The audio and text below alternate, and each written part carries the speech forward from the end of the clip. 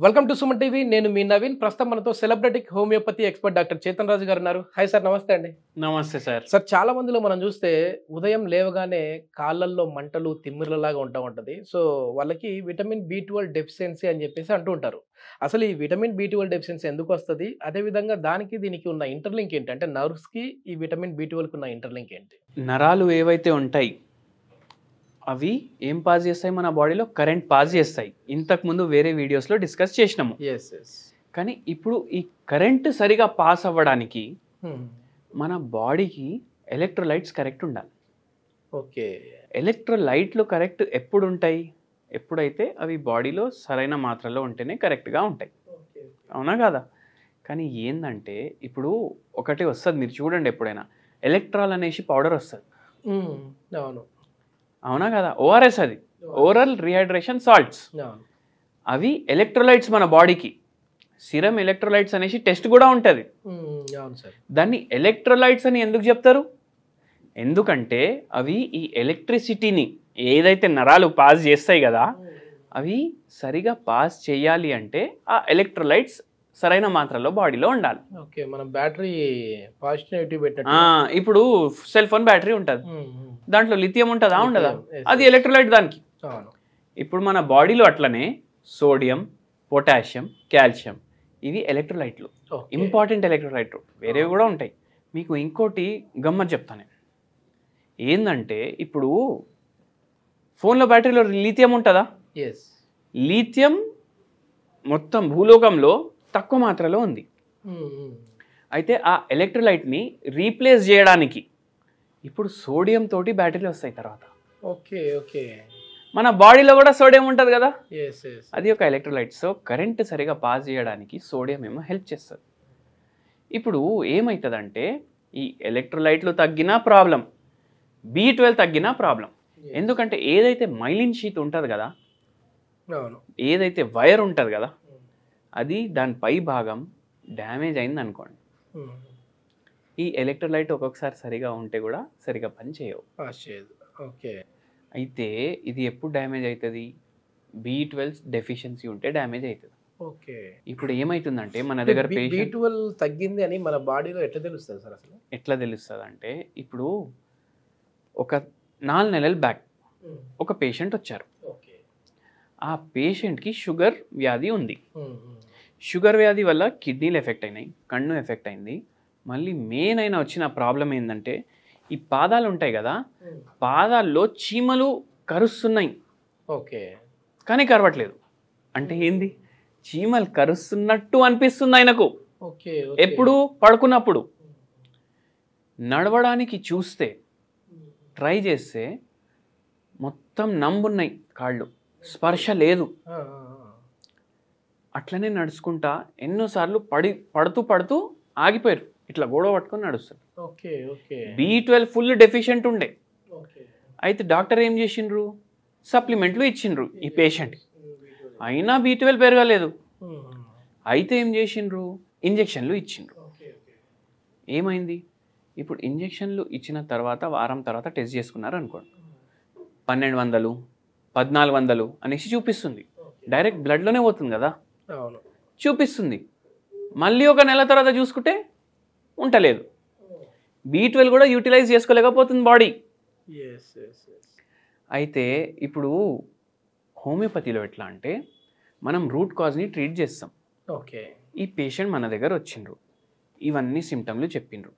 దాంతోపాటు ఏమన్నారంటే నాకు రైట్ లెగ్ లాగుతుంది, రైట్ లెగ్ వెనక్కి లాగుతుంది మొత్తం. అంటే లాగడం కూడా మనకు తెలుస్తుంది కదా, మొత్తం పైనకెళ్ళి కింద వరకు లాగుతుంది. కానీ అట్లా లాగుతలేదు. నాకు ఎట్లా అనిపిస్తుంది అంటే ఎవరో వెనకాల నుంచి నా కాళ్ళు లాగుతున్నారు. అట్లా అనిపిస్తుంది ఆయనకు. అయితే ఇవన్నీ సిమ్టమ్స్ మనం కన్సిడరేషన్లో తీసుకుంటాం. ఇట్లా వెనక్కి లాగినట్టు ఫీలింగ్ వస్తుందంటే దానికి కూడా రెమెడీ చేంజ్ అవుతుంది. ఓకే. ఇప్పుడు ఓన్లీ న్యూరోపతికి ఇవ్వం మనం.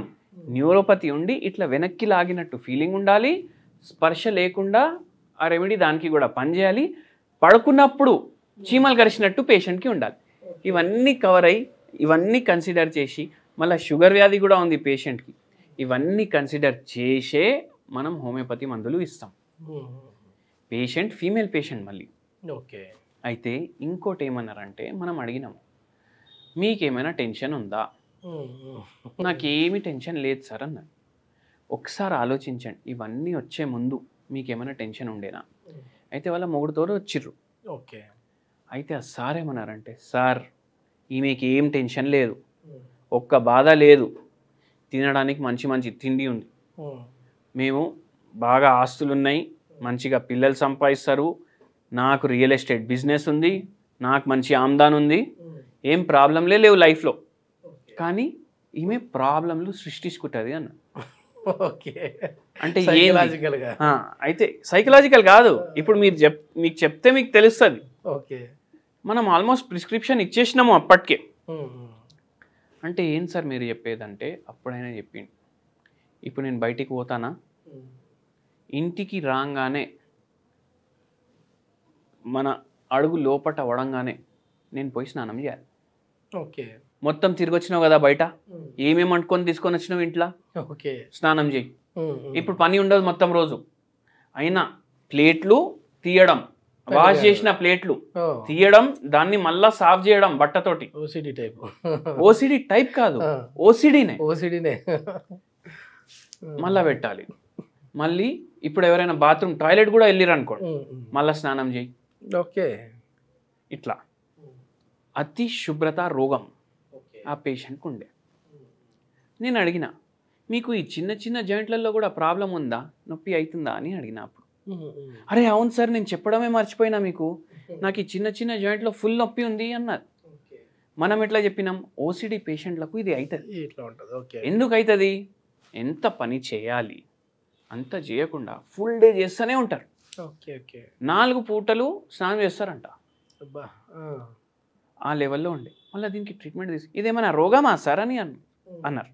మేడం, ఇది రోగం అని అనుకోకండి మీరు, మీకు మెంటల్ అని చెప్తలేను నేను, కానీ ఏందంటే దీనివల్ల కూడా వేరే వేరే రోగాలు వస్తాయి.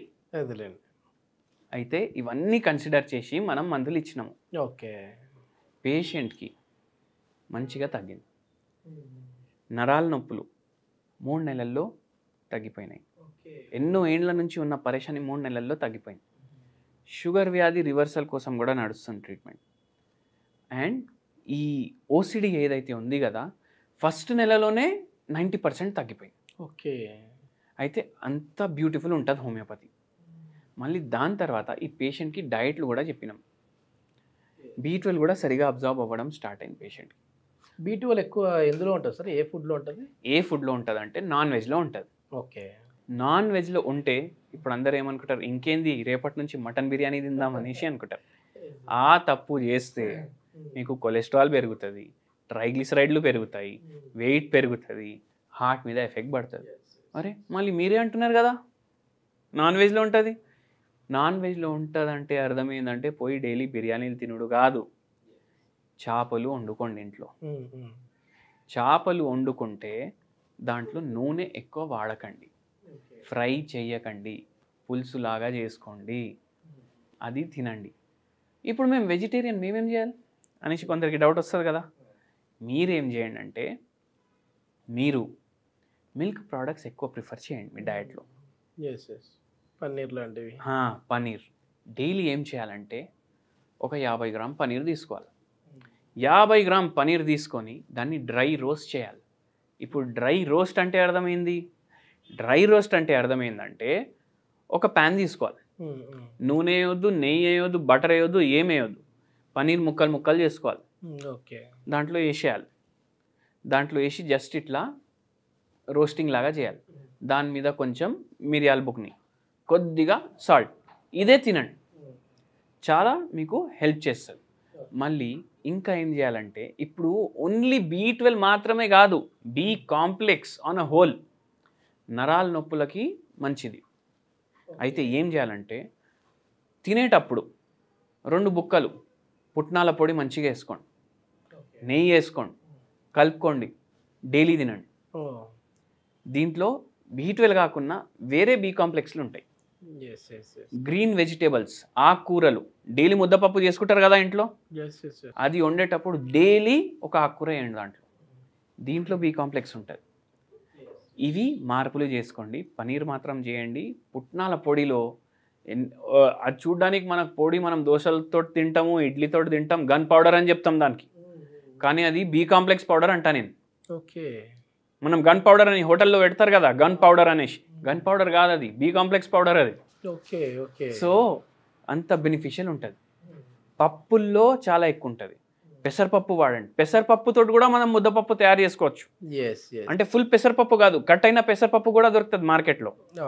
సగం మన రెగ్యులర్ పప్పు, సగం పెసరపప్పు, ఈ రెండు కలిపి మీరు పప్పు చేసుకోండి. ప్రోటీన్ కూడా అవుతుంది, బి కాంప్లెక్స్ కూడా అవుతుంది. ఈ మార్పులు మీ డైట్లో చేసుకోండి. ఈ పేషెంట్కి కూడా ఇవన్నీ చెప్పినాము. ఈ పేషెంట్ కూడా ట్రై చేసిండ్రు. అంటే ఈ పేషెంట్కి ప్రాబ్లం ఏముండే అంటే అబ్జర్వే అయితే లేదు బాడీలో.